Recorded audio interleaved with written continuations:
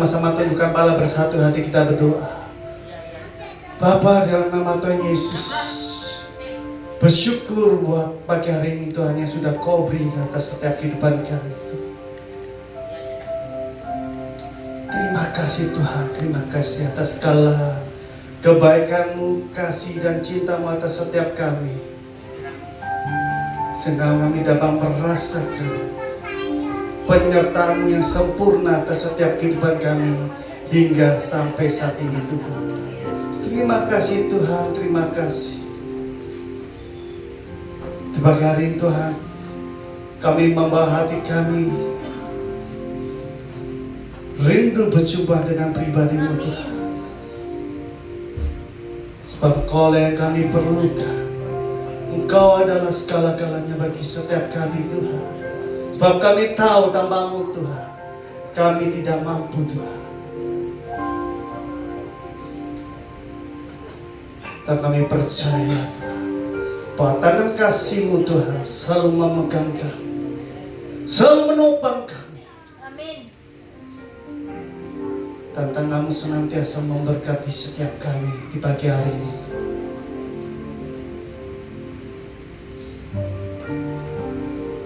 Dan kami membawa pagi hari ini Tuhan persembahan korban syukur yang terbaik bagi kemuliaan nama-Mu lewat pujian dan menyembah. Kami percaya Tuhan, di saat kami memuji, di saat kami menyembah-Mu di dalam roda kebenaran, Engkau hadir tempat ini dan bertata atas setiap pujian dan penyembahan kami. Kuasa-Mu bekerja melawat, menyembuhkan, memulihkan, dan memberkati kami semua di pagi hari ini Tuhan, dan memberikan kemenangan atas setiap persoalan yang kami hadapi. Terima kasih Tuhan, terima kasih. Karena Tuhan menyertai ibadah di pagi hari ini Tuhan, dari awal, tengah, hingga akhirnya Tuhan. Kuserahkan semuanya dalam tangan kuasa-Mu. Hanya dalam satu nama Tuhan Yesus kami telah berdoa dan syukur. Yang saya puji Tuhan sama-sama katakan amin. Kita yang terbaik bagi Tuhan Allah kita. Haleluya. Shalom. Shalom. Salam damai sejahtera Allah yang melampaui segala akal dan pikiran terus tinggal dalam hati kita. Amin saudara. Damai sejahtera itu diperlukan dalam hidup kita. Betul. Benar nggak saudara? Setiap manusia pasti mengalami masalah. Pencobaan setiap manusia itu sendiri-sendiri. Ya saudara, ada sebatas kekuatan kita. Tuhan tidak memberikan yang melebihi dari kekuatan kita. Betul nggak saudara? Setiap manusia pasti ada masalah, tapi yang penting ada damai sejahtera dalam hidup kita. Di situ ada Tuhan dalam hidup kita. Berarti kalau saudara punya damai sejahtera, berarti saudara menyisikan tempat untuk Tuhan kita tinggal dalam hati kita. Amin saudara. Amin. Saya punya satu rema yang begitu luar biasa.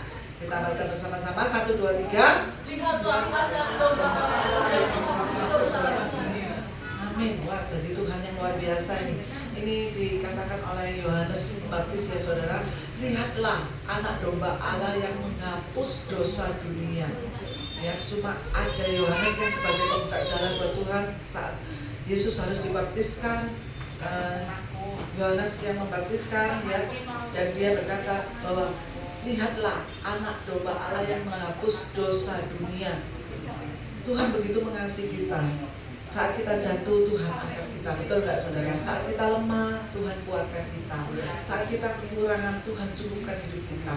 Tuhan selalu ada dalam setiap kehidupan kita. Tuhan selalu ada di dalam setiap langkah hidup kita. Betul nggak saudara?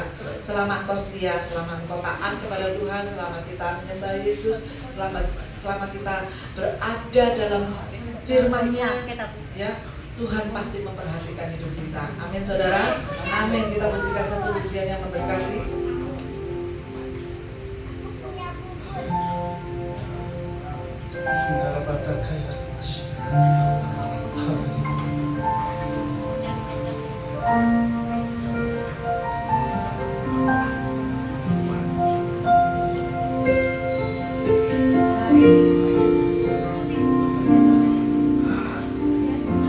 You are my strength when I am weak. You are the peace that I see. You are my all in all. See you as the precious truth, Lord, to give up, be a fool. You are my all in all.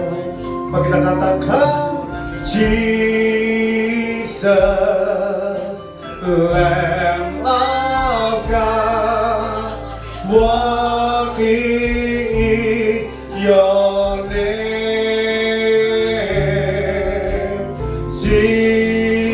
Jesus, Lamb of God, worthy is your name.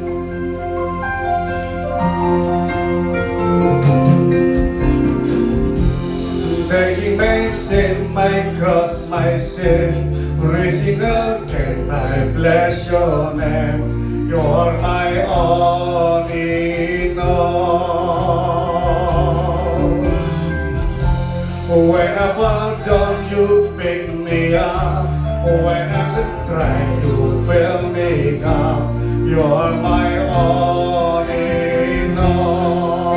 Mereka kedua tanganku katakan, Jesus, Lamb of God, worthy is your name.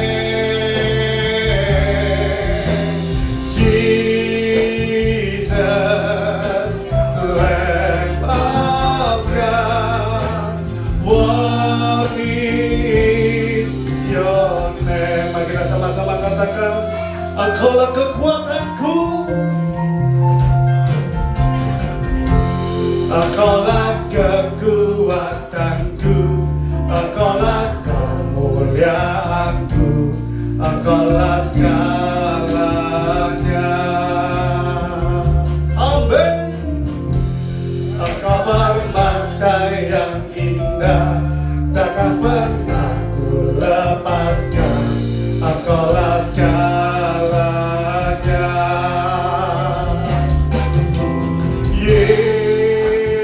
Yesus, domba Allah, mulia namamu.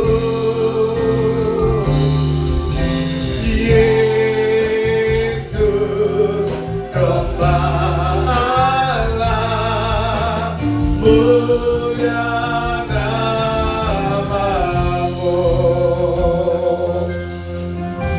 Mereka kedua kamu katakan, Kau hapus segala dosaku, segala celah dan maluku, Engkaulah segalanya.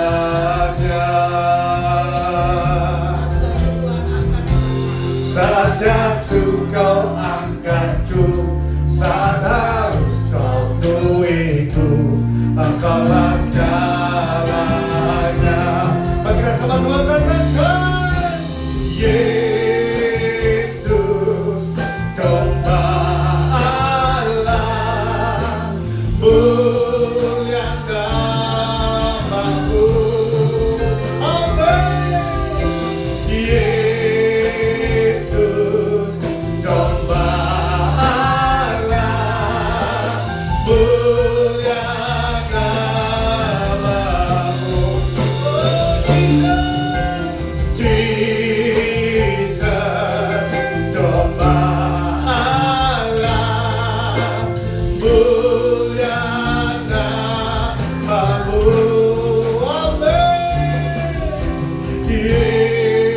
Yesus, domba Allah, mulia namamu. Katakan lebih lagi di hadapan Tuhan Allah kita, Yesus, domba Allah, mulia namamu. Mereka kedua tanganmu saat ini katakan, Yesus, domba Allah, mulia namamu. Jesus, domba mulia namamu. Amen. Jesus, domba Allah, mulia namamu.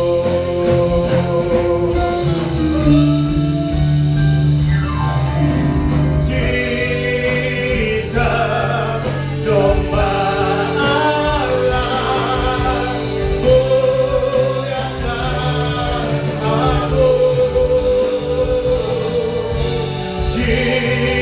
Jesus, domba Allah,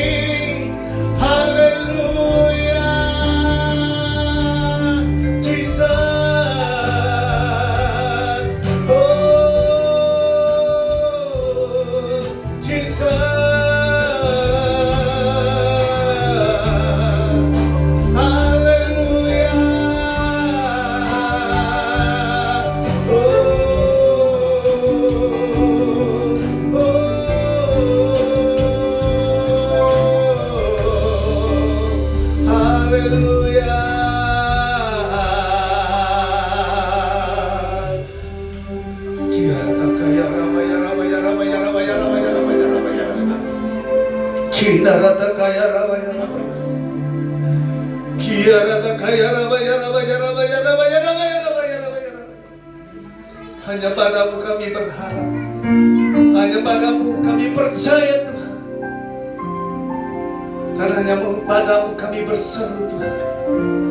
Sebab Kau adalah penolong yang setia bagi setiap kami.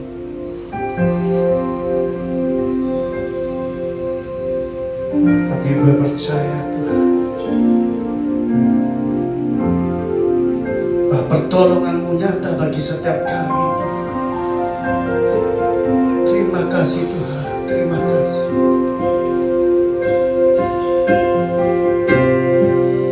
Kuasa-Mu terlebih besar. Ayat kedua tengahmu saat ini, Tuhanku terlebih besar. Amin. Tak pernah terlambat janji-Mu ya Tuhan, menolong hidupku. Kuasa-Mu terlebih besar. Tuhanku terlebih besar. Tak pernah terlambat janji-Mu ya Tuhan, pulihkan hidupku. Baik, kita akan pujian dengan hati yang percaya, kita sama-sama katakan. Hanya Kau Tuhan penolongku.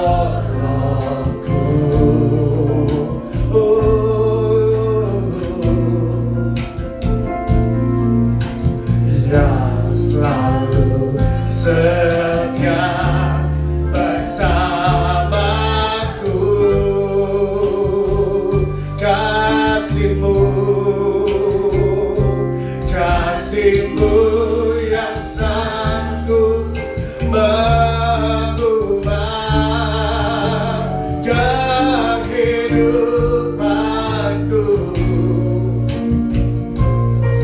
Sungguh ku berserah, sungguh ku percaya. Kuasa-Mu terlebih besar. Katakan dari imanmu saat ini, Tuhanku terlebih besar. Amin.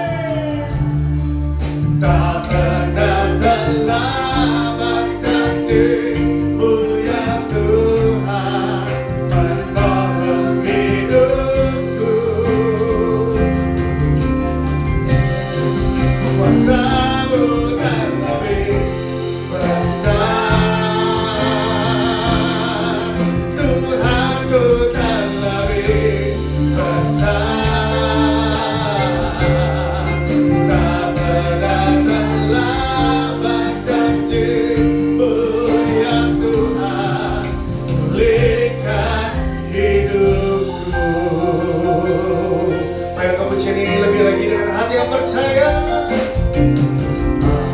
Hanya Kau Tuhan penolongku, yang selalu setia, yang selalu setia bersamaku.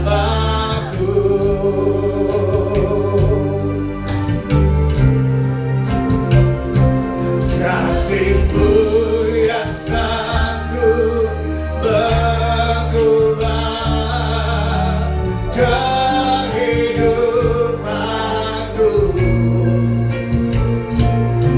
Sungguh ku berserah, sungguh ku percaya. Kuasa-Mu terlebih besar.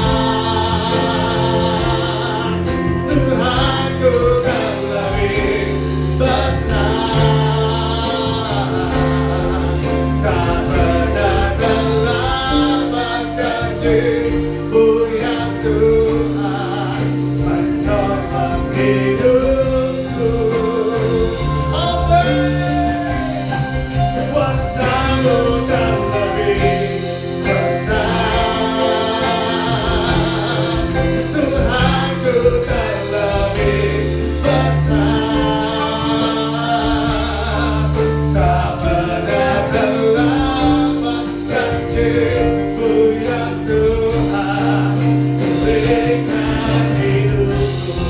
Bayangkan kekuatan-Mu, mari kita sama-sama katakan, kuasa-Mu terlebih besar.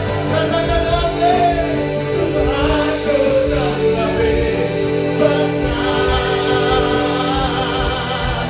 Tak pernah terlambat janji-Mu ya Tuhan, menolong hidupku. Kuasa-Mu terlebih besar, Tuhanku terlebih besar. Tak pernah terlambat janji-Mu ya Tuhan, pulihkan hidupku. Sekali lagi kita sama-sama katakan, kuasa-Mu terlebih besar, Tuhanku terlebih besar. Tak pernah terlambat janji-Mu ya Tuhan, menolong hidupku. Kuasa-Mu terlebih besar. Amin. Tuhanku terlebih besar. Tak pernah terlambat janji-Mu ya Tuhan, pulihkan hidupku. Tak pernah terlambat janji-Mu ya Tuhan, pulihkan hidupku. Tak pernah terlambat janji-Mu ya Tuhan, pulihkan hidupku.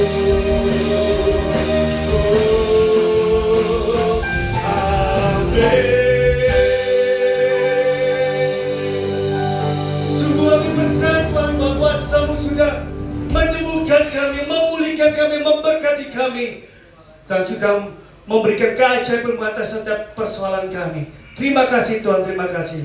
Umat Tuhan yang percaya dan diberkati Tuhan sama-sama katakan. Tepuk tangan bagi Tuhan Allah kita.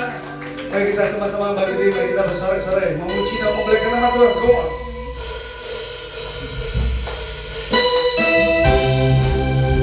Mari kita sama-sama berikan tepuk tangan yang terbaik bagi Tuhan Allah kita. Go on.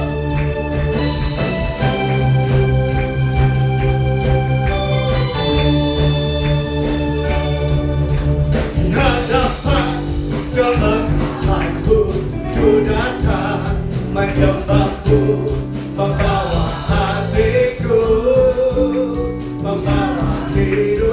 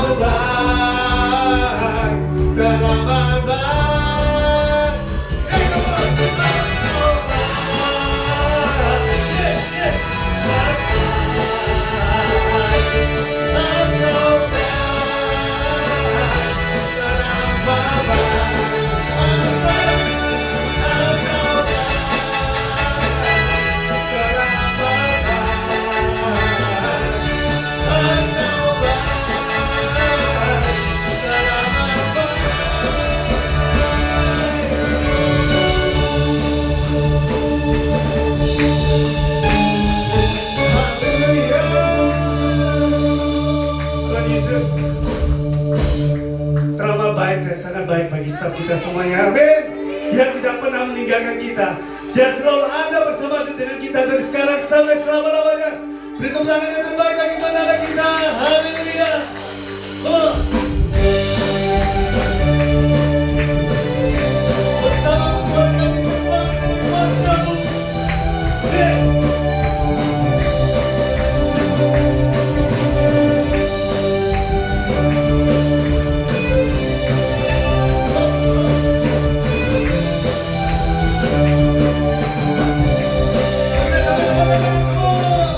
Firman-Mu Tuhan, betapa kakiku janji-Mu, janji-Mu dalam bagi jalan-jalanku, kebenaran-Mu untukku setiap hari. Ku menantikan-Mu, ku menantikan-Mu, berikan kekuatan baru.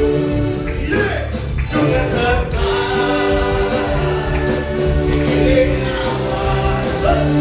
bersamamu dalam kemuliaan, firman-Mu dan kemenangan, kemuliaan di dalam-Mu Tuhan.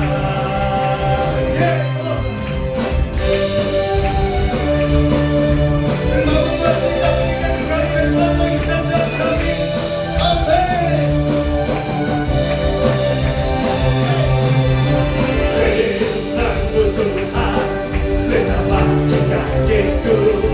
Janji-Mu, janji-Mu dalam bagi jalan-jalanku, kebenaran-Mu untukku setiap hari.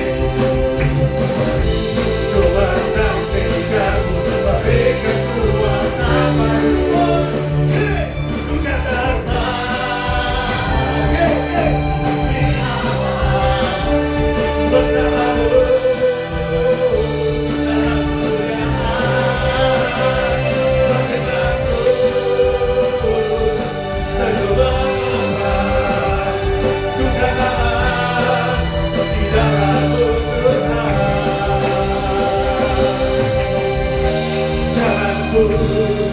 Di atas jalan-jalanku, katakan rancanganmu melebihi rancanganku. Firman-Mu sungguh membebaskanku, berjalan lebih tinggi, berjalan bersama-Mu.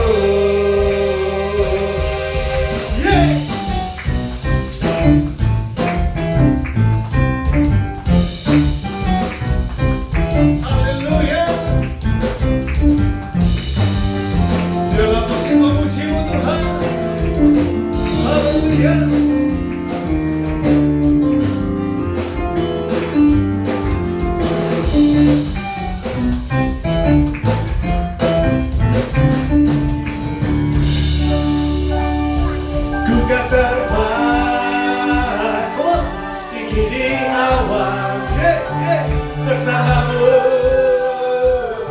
dalam kemuliaan, firman-Mu terkemenangan, kegagalan di dalam-Mu Tuhan.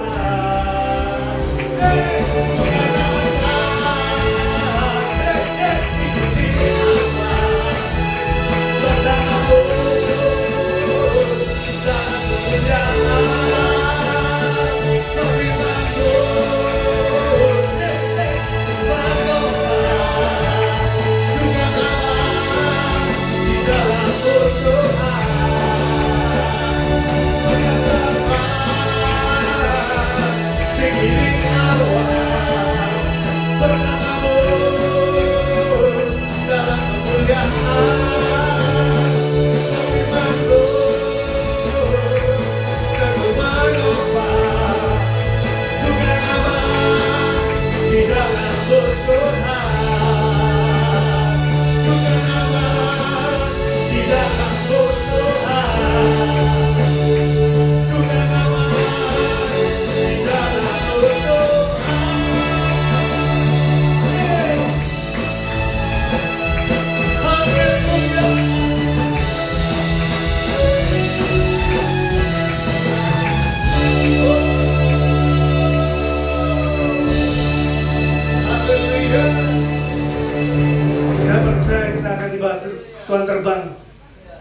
penguasanya yang dahsyat. Amin. Tepuk tangan bagi Tuhan Allah kita yang dahsyat. Haleluya. Saya bersenang Bapak Ibu dapat duduk kembali dalam hadirat Tuhan. Dahsyatkan hati kita untuk taburi kebenaran firman Tuhan yang menerangi jalan kehidupan kita. Haleluya, membebaskan setiap kita, untuk memerdekakan setiap kita, bahkan membangkitkan iman kita. Kinarata kaya rabasuke rata.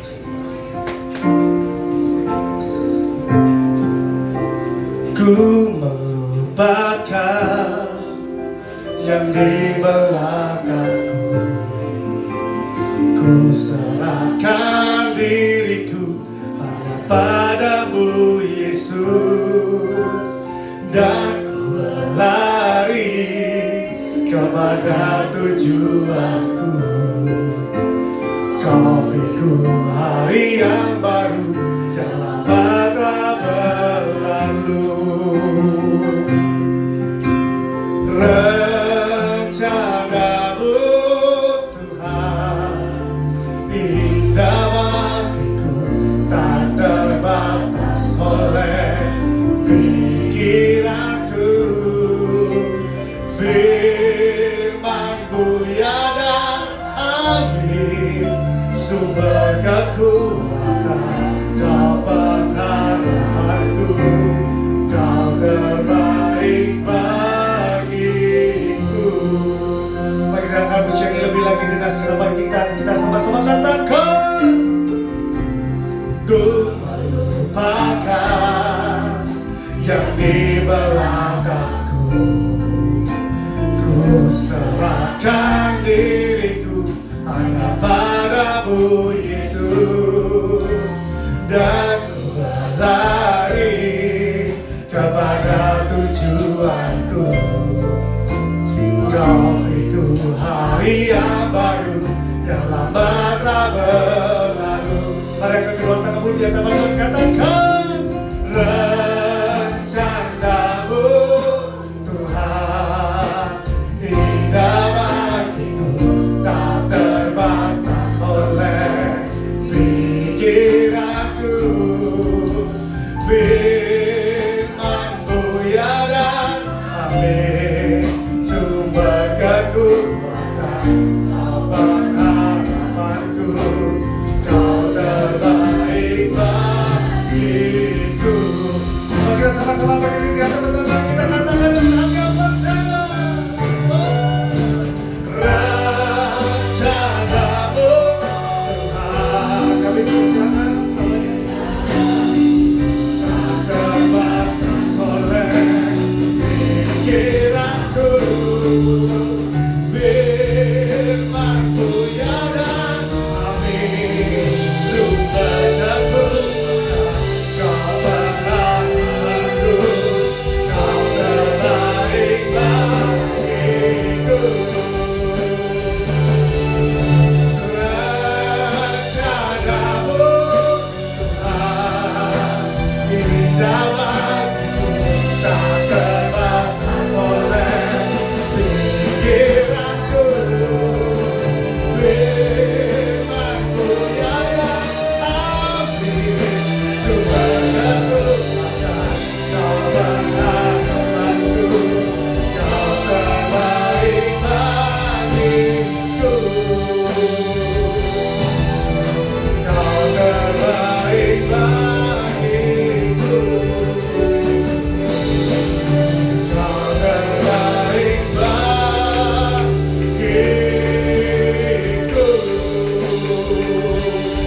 Berikan sorak-sorak yang paling punya waktu kepada Allah kita. Amin.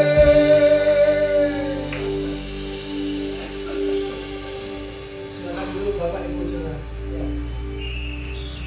Mari kita berdoa. Bapa di dalam surga, kesempatan pagi hari ini hati kami siap untuk diperbaharui oleh firman Tuhan.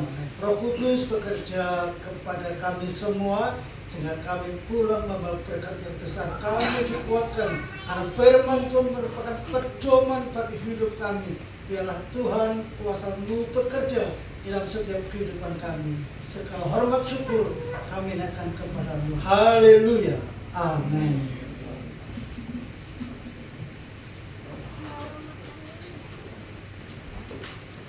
Bapak Ibu, pagi hari ini mari kita membaca satu pesan dari Injil Yohanes pasal 21, cukup panjang, ayat 1 sampai 19. Injil Yohanes pasal 21 ayat 1 sampai 19. Saya membaca, Bapak Ibu mendengarkan.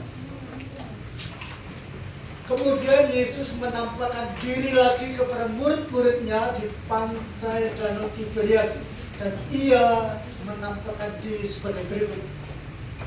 Di pantai itu berkumpul Simon Petrus, Thomas yang disebut Didimus, Nathanael dari Kana yang di Galilea, anak-anak Zebedius, dan 2 orang muridnya yang lain.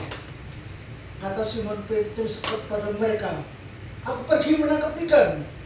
Kata mereka kepadanya, "Kami pergi juga dengan engkau." Mereka berangkat lalu naik ke perahu, tetapi malam itu mereka tidak menangkap apa-apa. Ketika hari mulai siang, Yesus berdiri di pantai, akan tetapi murid-murid itu tidak tahu bahwa itu adalah Yesus. Kata Yesus kepada mereka, "Hai anak-anak, adakah kamu mempunyai lauk pauk?"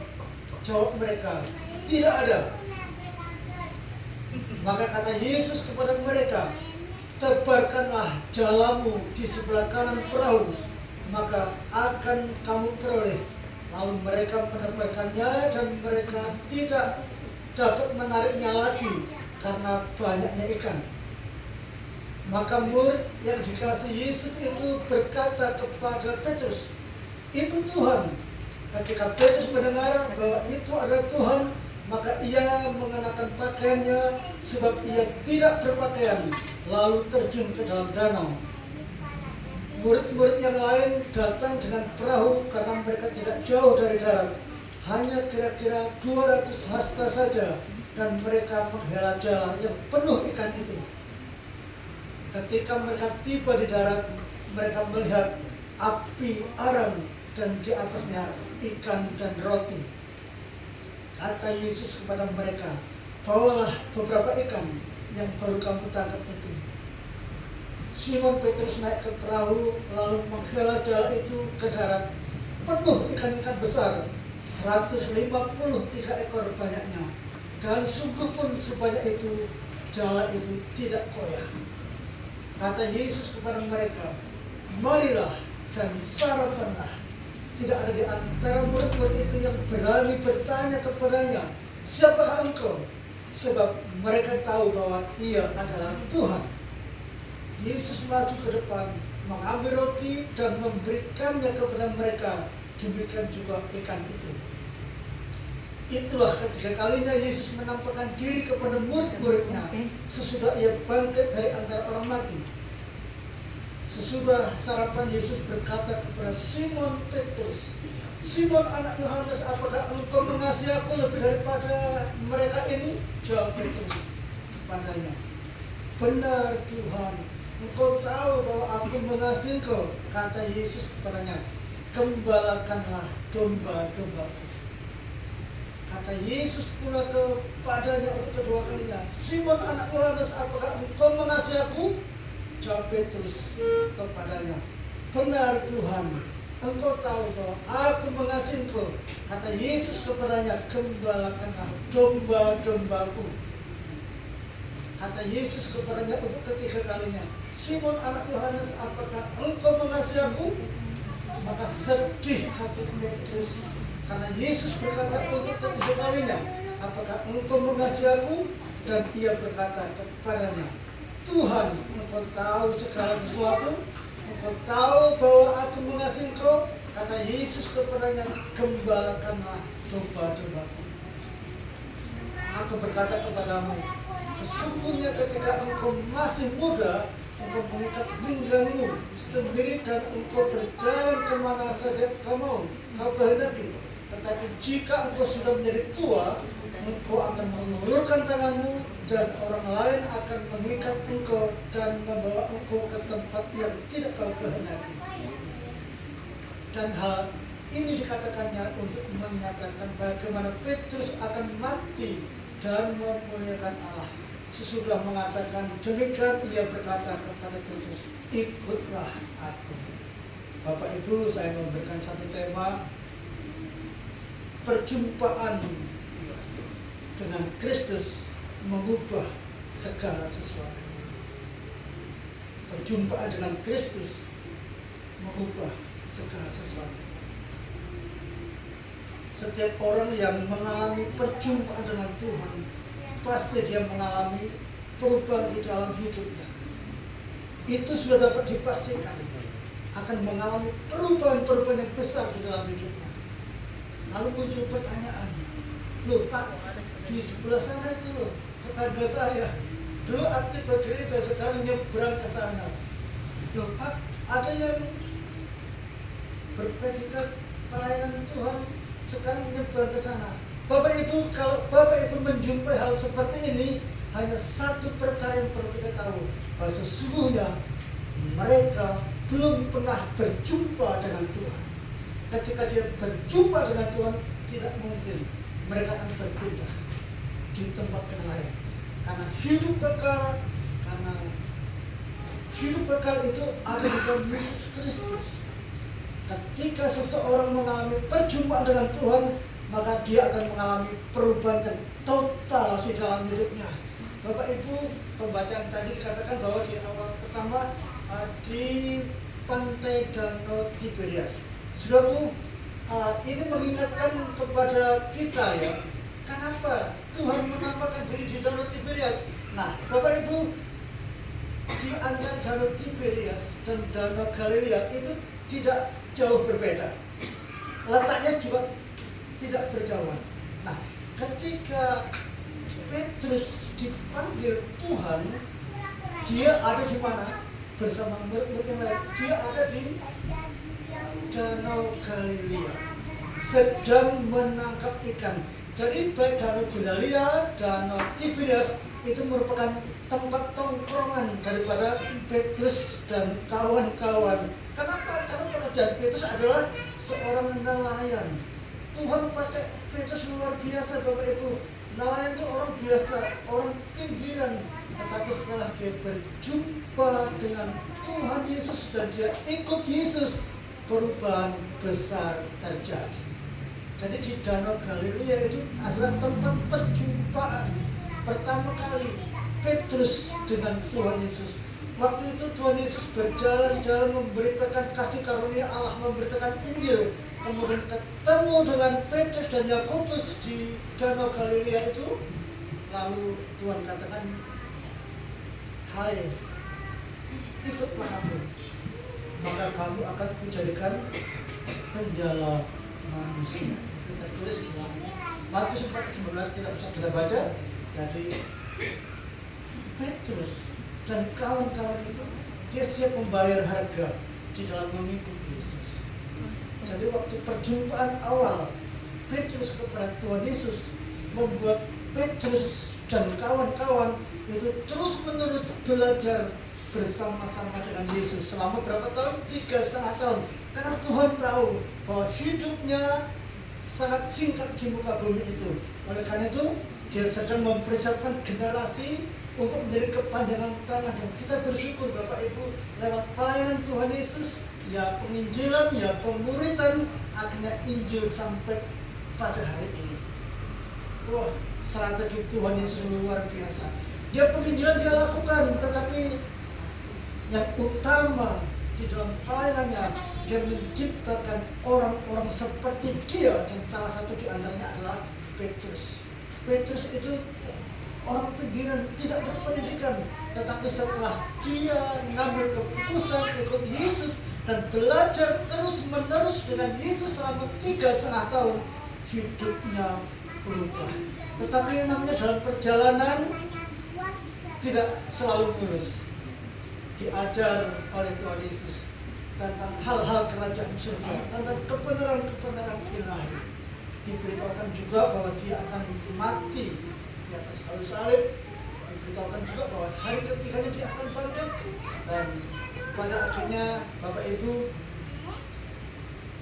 ketika murid-murid Yesus bersama-sama Yesus pada waktu Yesus masih hidup, serasa dia itu tinggal di surga. Serasa ada ayoman, ada pemeliharaan yang nyata daripada Tuhan Yesus. Pendeknya di mana Tuhan Yesus ada, di situ ada murid-muridnya. Dan tujuannya apa? Supaya murid-murid itu paham untuk dapat meneruskan perjalanan. Kalau di Galilea, Petrus ketemu Tuhan Yesus ketika hatinya dan pribadinya sedang kelelahan. Setelah kelelahan sepanjang hari dia menekatikan ketemu Yesus, hatinya penuh sukacita. Tetapi berbalik ketika ada di danau Tiberias, apa yang terjadi? Saat itu Petrus tidak memiliki hati seperti ketika berjumpa di mana? Galilea. Dia gundah gulana hatinya, dia frustrasi hatinya, dia frustrasi bertahun-tahun. Dia frustrasi karena apa? Karena Tuhan yang disalibkan itu dalam pikirannya mati dan tidak bangkit kembali. Bapak Ibu, tragedi seperti ini membuat Petrus dan kawan-kawan trauma. Ingat di hari ketiga Tuhan Yesus bangkit, Maria pertama kali dan ibu Yesus datang ke kubur. Dia menjumpai Yesus tidak ada. Tapi apa yang ada dalam benak mereka? Tanya kepada si penjaga itu, di mana Tuhan Yesus? Kok hanya ada kain kapan? Di mana? Tolong beritahu kepada saya di mana beliau ada, saya mau ambil. Akhirnya malaikat Tuhan memberitahu kepadanya bahwa Yesus sudah bangkit dari antara orang mati. Lalu dia memberitakan kepada kawan-kawan yang lain, dan benar kawan-kawan yang lain menjumpai bahwa Yesus telah bangkit. Dan pada hari yang sama, Bapak Ibu, ketika malam hari diadakan persekutuan doa seperti kita, Tuhan datang. Padahal semua pintu terkunci, jendela tertutup. Dan ketika mereka sedang bersekutu, Tuhan datang. Dan Tuhan Yesus itulah penampakan pertama kali menunjukkan tangannya kepada mereka. Ini bekas apa? Ini lambung, ini bekas apa? Dan pada waktu itu Thomas tidak bersama-sama dengan mereka. Dan ketika mereka selesai dijumpai oleh Yesus, maka suatu saat mereka juga bercerita kepada Thomas. Apa kata Thomas? Sekali-kali aku tidak percaya kalau Yesus bangkit sebelum aku mencucukkan lambungnya dan tanganku. Mengapa mereka sampai seperti ini? Karena frustrasi. Karena frustrasi yang dialami oleh murid-murid Yesus. Bahkan ketika Yesus dianiaya, Petrus sempat juga, aku tidak percaya dengan Yesus. Aku tidak percaya dengan Yesus. Apakah kau juga menjadi golongan daripada Yesus? Oh tidak, aku tidak kenal. Sampai 3 kali pada akhirnya ayam tutup. Saudaraku, penderitaan yang sangat berat membuat seseorang tidak tahu tentang Yesus, lupa tentang Yesus. Padahal Yesus rindu sekali akan pelayanannya kala itu diteruskan oleh Rasul Paulus. Dan prinsip Tuhan buat murid-murid sampai jadi. Dan Tuhan itu mempunyai prinsip dalam hidupnya, murid-murid Yesus harus sampai jadi. Itulah sebabnya ketika mereka sedang mengalami gundah gulana karena junjungannya harus meninggalkan untuk selama-lamanya, mereka lupa janji firman Allah. Nah, lewat penampakan seperti ini, lewat kunjungan Yesus seperti ini, itu menguatkan kepada mereka, memberikan kekuatan kepada mereka. Akhirnya Bapak Ibu Saudara sekalian, apa dampak daripada Yesus menampakkan diri kepada mereka? Itu yang pertama, ketika seseorang itu berjumpa dengan Yesus, maka ia mengalami pemeliharaan Tuhan. Amin. Jadi seseorang mengalami pemeliharaan Tuhan ketika ia berjumpa dengan Yesus. Oleh karena itu betapa pentingnya kita mengalami perjumpaan dengan Yesus.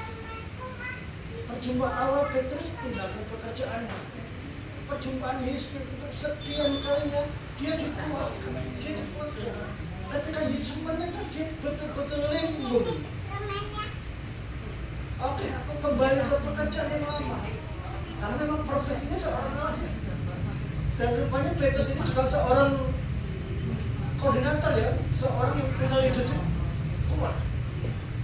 Tadi dalam pembacaan, aku mau menangkap ikan. Lalu ada kawan-kawan berapa orang? 7 orang. Kalau Zebedeus itu anaknya 2, maka jumlahnya 7 orang. 7 orang berarti 2 perahu. Mereka terjun menangkap ikan.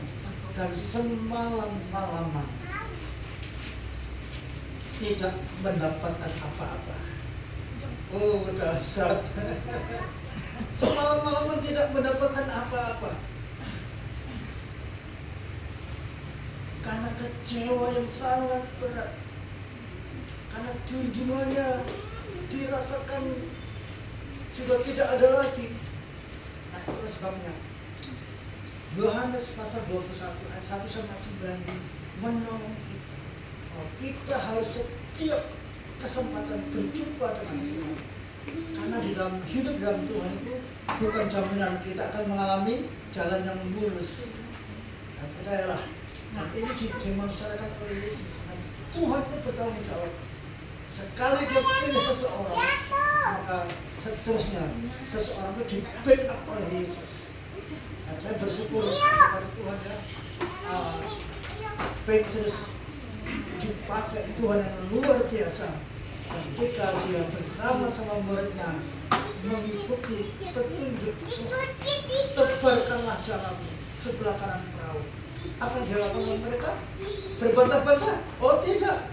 Karena semalam-malaman mereka tidak mendapatkan apa-apa. Lelah sekali. Bekerja tanpa hasil itu sangat-sangat lelah. Sudah tenaganya lelah terkuras, pikirannya kacau karena junjungannya sudah gak ada lagi bersama mereka. Mereka lupa kalau Yesus itu 100% manusia, 100% Tuhan. Ketika dia mati dan salib, ketika dia mengajar benar-benar itu 100% manusia. Tetapi setelah dia mengalami kebangkitan dan kematian, dia 100% manusia. Itulah mereka tidak berhak untuk menjamah mereka. Tidak berhak menjamah mereka. Tetapi Yesus berkerinduan meneguhkan hati mereka yang hatinya gundah gulana, yang kacau pikirannya. Ada Yesus menurut mereka dicuri orang. Ternyata Yesus adalah bangkit dan tetap penisip Tuhan. Aku buat Yesus, aku buat Petrus sampai jadi dan benar. Bapak Ibu, kita bersyukur ya, kita ini adalah pilihan Allah, hasil dari pemberitaan. Oleh karena itu Bapak Ibu, jangan pernah takut menjalani hidup ini. Temui Tuhan setiap saat selagi kita sanggup menjumpai Dia. Perjumpaan dengan Dia yang kita lakukan akan membuat terobosan yang baru. Bapak Ibu, ketika murid-muridnya mengalami kekecewaan, semalam-malaman tidak menangkap, tidak mendapatkan ikan sama sekali, inisiatif datang dari Tuhan. Adakah lauk-lauk? Oh tidak ada. Tolong tebarkan jalanmu di sebelah kanan. Dan benar Bapak Ibu, ketika mereka mencoba untuk taat kepada perintah Yesus, keajaiban besar terjadi. Dan baru pertama kali itu dia mengalami panen raya. 153 ekor Alkitab mencatat ikan besar-besar. dan jalannya tidak goyang. Ini sungguh luar biasa Bapak Ibu. Ini sungguh luar biasa pemberian Tuhan. Bukan sampai di situ pelayanan Tuhan, bukan sampai di situ. Ketika hari sudah agak siang, ketika Tuhan tahu mereka juga berkeroncongan, ternyata di pojok sebelah sana Tuhan Yesus sudah menyiapkan panggangan arang berupa ikan dan roti. Dari mana Bapak Ibu? Ikannya dari mana? Rotinya dari mana? Apinya dari mana? Tuhan itu kan sanggup membuat mujizat ya. Misalnya mungkin seperti itu ya. Nah, Bapak Ibu, di tengah-tengah kesulitan hidup, mari kita tinggalkan. Mari kita komitmen berjumpa dengan mengalami perjumpaan dengan Tuhan. Maka kita akan mengalami yang namanya kelegaan. Luar biasa. Ini peristiwa ini membongkar pola pikir kita. Artinya apa? Kesulitan boleh kita alami, kegagalan boleh kita alami. Tetapi kalau kita memiliki Yesus, tetap ada jalan keluar. Amin. Tetap ada jalan keluar. Saya mau ceritakan satu kisah. Bapak Ibu pernah tahu ya namanya Nick Fuji dari warga Australia. Itu diciptakan Tuhan lewat seorang ayah dan ibu. Manusia kan ciptaan Tuhan. Tanpa kedua tangan, tanpa kedua kaki. Bagaimana perasaan orang tuanya? Bagaimana perasaan anaknya sendiri? Orang tuanya pasti berpikir, salahku apa? Salahku apa Tuhan? Sampai anakku lahir seperti ini. Demikian juga dialami oleh anaknya. Tuhan, Engkau menciptakan aku seperti ini. Lebih dari 5 kali mencoba untuk bunuh diri. Si Nick Fuji, tetapi tidak berhasil. Persoalan nyawa ini persoalan Tuhan, hak prerogatif Tuhan. Kita boleh mencoba untuk bunuh diri, Nick boleh mencoba untuk bunuh diri, tetapi kalau Tuhan tidak mengendaki, justru Bapak Ibu, ketika suatu saat mindsetnya Nick Fuji bertumbuh, ternyata Tuhan punya rencana dalam hidupnya. Dan saat ini Bapak Ibu, ketika proses yang sangat berat dan bersama-sama dengan Tuhan mengalami perjumpaan dengan Tuhan, siapapun juga ketika mendengar dia punya ceramah, dia mendengar punya khotbah, kita sangat diberkati. Kita sangat diberkati. Karena apa? Karena ciptaan Tuhan terbatas seperti itu. Selagi kepalanya ini masih berfungsi, oh, Tuhan pakai luar biasa. Tuhan pakai luar biasa. Nah, itu mengingatkan kepada kita yang usia 50 barangkali ya, yang usia 25 mendapat pekerjaan gitu. Ayo bersama-sama dengan Tuhan ciptakan pekerjaan. Yang sudah lansia, ayo tetap berkarya di dalam Tuhan. Tetap. Saya sangat terdorong ketika menyaksikan biografi daripada Nick Fuji ini. Tidak punya 2 tangan, 2 kaki, tetapi dipakai Tuhan. Istrinya cantik, anaknya 2. Dan dia seorang sarjana ekonomi dan pandai sekali. Dan ketika dia diundang di beberapa negara, Bapak Ibu, sungguh menjadi berkat. Bethany Pusat pernah memanggil hambanya itu untuk berkhotbah. Dan semua diberkati. Hamba-hamba pun juga diberkati. Artinya apa? Kalau kita bersama dengan Tuhan Yesus, keterbatasan boleh kita alami. Tapi kalau keterbatasan kita alami itu, kita libatkan Tuhan untuk bekerja dalam hidup kita, maka kita yang terbatas diubah menjadi kita yang tidak terbatas. Menurut ukuran manusia, Nick Fuji akan menjadi orang yang lontang-lantung kita orang. Tapi faktanya bukan demikian. Faktanya dia terbang ke beberapa negara untuk sampaikan ceramah. Tuhan pakai dia untuk menjungkir balikkan dunia ini, bahwa sesungguhnya orang seperti itu kalau bersama Yesus dipakai Tuhan luar biasa. Satu lagi Bapak Ibu yang membuat saya juga terharu. Bapak Ibu pernah dengar ya Fanny Crosby? Fanny Crosby itu buta sejak kecil, tetapi dia mengarang lagu lebih daripada 1000 lagu. Dan salah satu lagu yang dikarang adalah seperti ini: ku berbahagia, yakin teguh. Orang minta maaf buta, tapi dia bisa mengaransemen, membuat lirik ku berbahagia, yakin teguh. Ini mengingatkan saya pada Paulus ketika di penjara. Di dalam penjara mesti kan sedih loh, tapi Paulus tidak sedih dia. Menulis suratnya kepada jemaat di Filipi, bersukacita. Mari Bapak Ibu bersama-sama dengan Tuhan itu bisa mengalami keajaiban. Yang kedua, Bapak Ibu, ketika seseorang berjumpa dengan Yesus, maka dia akan membuat komitmen dalam panggilan melayani sampai sumber keluar.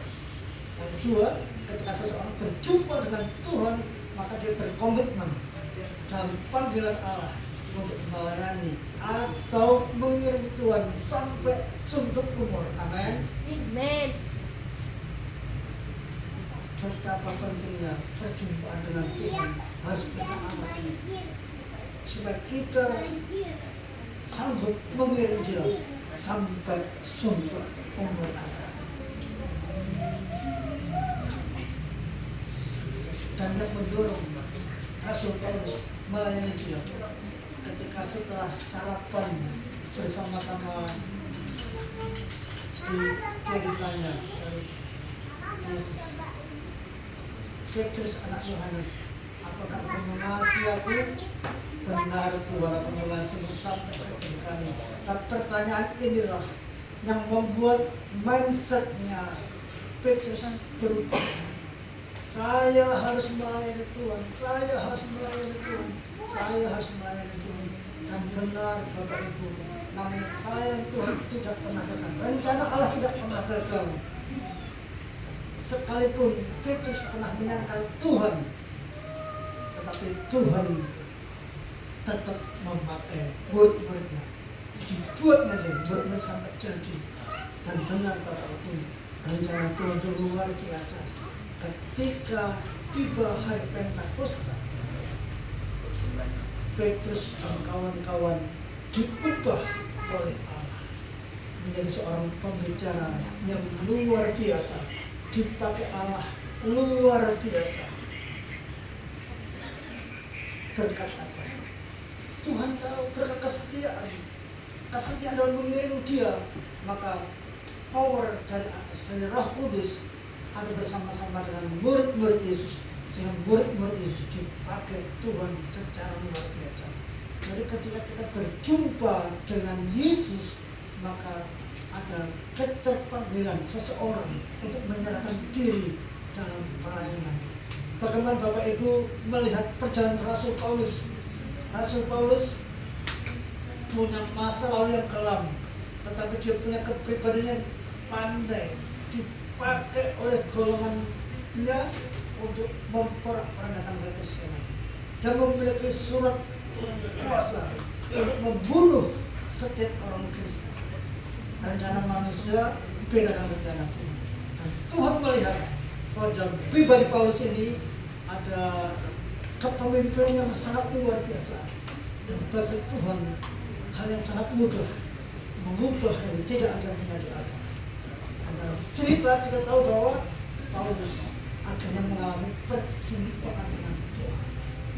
Lalu dalam kalimatnya dikatakan seperti ini: apa yang dahulu kau hormati, apa yang dahulu menjadi junjungannya, dianggap menjadi sampah ketika dia telah mengikuti Yesus sebagai Tuhan dan Juru Selamat. Dan akhir daripada hidupnya Paulus itu sungguh luar biasa. Bapak Ibu, kalau Yohanes hanya menulis surat 1, Markus 1, Matius 1, Yakobus 1, berapa surat yang ditulis oleh Rasul Paulus? Ada 14. Ada 14 surat yang digarap oleh Paulus bersama dengan Roh Kudus. Tuhan pakai Paulus luar biasa. Jadi perjumpaan dengan Tuhan itu membuat seseorang mengambil komitmen untuk melayani Dia. memiliki komitmen untuk ikut dia sampai suntuk umur. Oh, luar biasa Bapak Ibu. Perjumpaan dengan Tuhan ini menentukan kualitas hidup kita. Dan perjumpaan dengan Tuhan dapat kita lakukan setiap saat. Itulah sebabnya Bapak Ibu, saran-saran dari Bapak Gembala itu kita tidak boleh meninggalkan Yesus. Harus tetap setia membaca firman Tuhan. Kenapa? Ketika kita membaca firman Tuhan, sebenarnya yang diubah oleh Tuhan pertama kali adalah mindset kita. Jadi mindset Tuhan itu ada di firman Tuhan.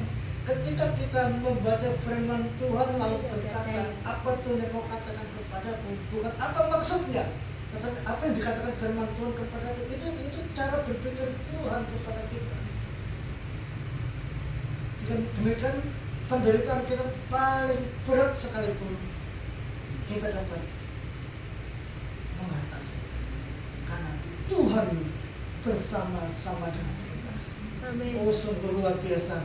Rasul Paulus Bapak Ibu dalam pelayanannya banyak mengalami tantangan. Bahkan di dalam dirinya itu dia punya sakit penyakit yang tidak perlu sungguh. Dengan istilah dia ada duri dalam daging.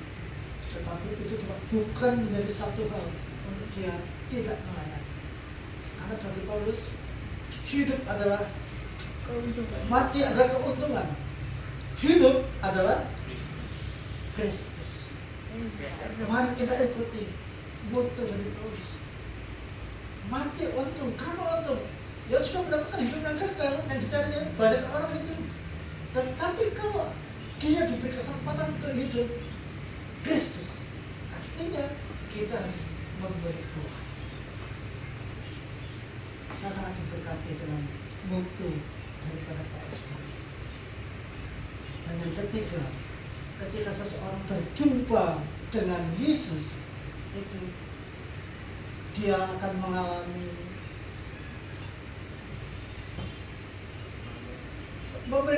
memiliki harapan baru yang sanggup untuk mengatasi semua tragedi yang akan kita alami. Jadi ketika kita berjumpa dengan Tuhan, kita mengalami harapan-harapan baru, harapan-harapan yang besar bersama Tuhan, bahwa ketika suatu saat mengalami tragedi besar, pasti terlampaui, pasti terlewati. Karena apa? Karena lewat Alkitab kita telah diberikan banyak contoh. Bagaimana Bapak Ibu ketika Musa dikejar-kejar oleh Firaun, sementara musuh Firaun dan kawan-kawan dan tentaranya depan laut terberat, tetap bersama-sama dengan Tuhan, dengan Allah, maka Allah lakukan mujizat.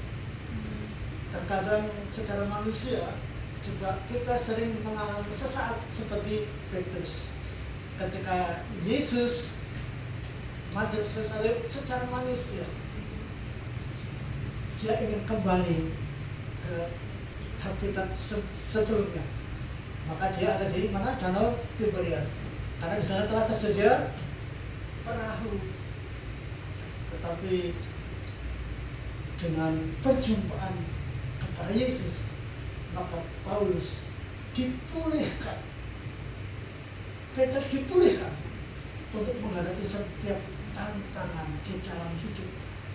Demikian juga kita sebagai murid-murid Rasul Petrus, kita sebagai murid-murid Yesus, tantangan boleh kita alami, tragedi besar boleh terjadi dalam hidup kita, tetapi tangan Tuhan lebih kuat dari apa yang kita alami. Bapak Ibu yang dikasihi oleh Tuhan, pengharapan di dalam Kristus itu tidak mengecewakan. Dia siap menolong kita 24 jam, 1 minggu, terus menerus. Ketika kita ada bersama-sama dengan Dia, Dia sanggup menolong kita, Dia sanggup memberikan perubahan kepada kita. Oleh karena itu jangan jemu-jemu kita datang kepada Tuhan. Jangan jemu-jemu kita datang kepada Tuhan. Mari kita budayakan hidup senang di dalam Tuhan, hidup sukacita di dalam Tuhan. Kita budayakan hidup bersyukur senantiasa di dalam Tuhan. Karena perjumpaan dengan Tuhan ketika kita sudah mengalaminya, keajaiban demi keajaiban dapat kita alami. Apa masalah kita hari-hari ini? Sakit penyakit. Kalau sakit penyakit, tips sederhana gampang Bapak Ibu. Sumber daripada sakit penyakit itu gula. Tinggalkan gula. Bapak Ibu yang merasa kegemukan, pengen kurus, tinggalkan gula. 1 bulan aja tanpa gula. Itu secara otomatis tidak usah olahraga. Itu turun. Jadi sumber penyakit itu adalah karbohidrat, gula. Nah, karbohidrat ini menurut Profesor Eko itu semua hasil tumbuh-tumbuhan,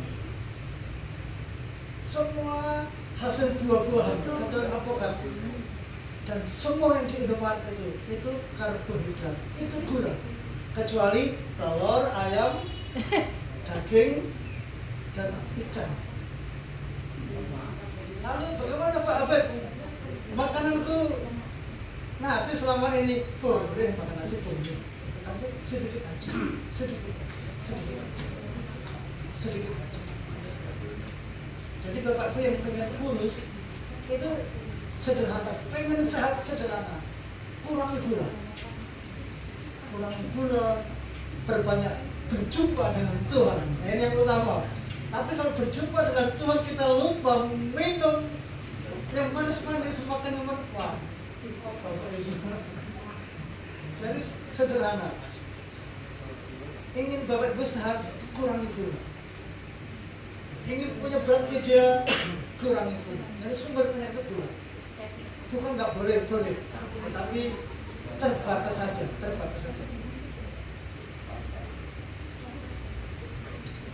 Berjumpa dengan Tuhan Yesus itu membuat masa depan kita menjadi cerah.